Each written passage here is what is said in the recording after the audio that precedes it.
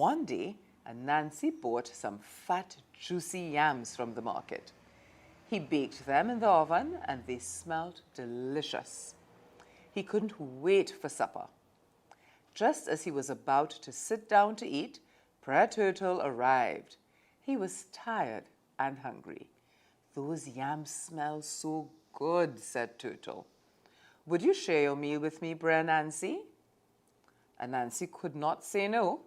He knew that we must always share our meal with visitors, so he made a plan. "But Turtle," he said, "your hands and feet are dirty. You can't eat with dirty hands. It's not polite. Why don't you go down to the river and wash?" So Turtle, who was very polite, went down to the river to wash. When he came back, Anansi was already eating. "I didn't want the yams to get cold, so I started," said Anansi. "Please join me now." Turtle sat down. "But your hands are still dirty," said Anansi. "I'll go wash again," said Turtle.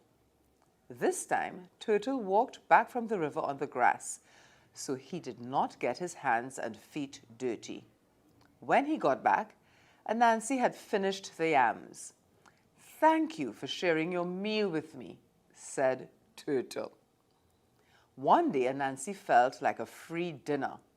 He went to Turtle's house at the river and Turtle invited him in for a meal.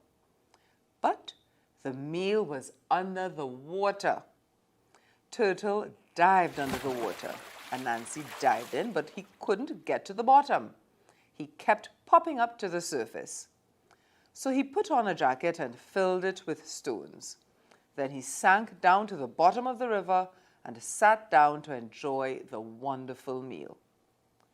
"But it's not polite to wear your jacket when you sit down to eat," said Turtle. "I have taken my jacket off, as you can see." What could Anansi do? He took off his jacket, and of course all the stones fell out and he popped straight up to the surface of the water again. Turtle enjoyed the wonderful meal all by himself.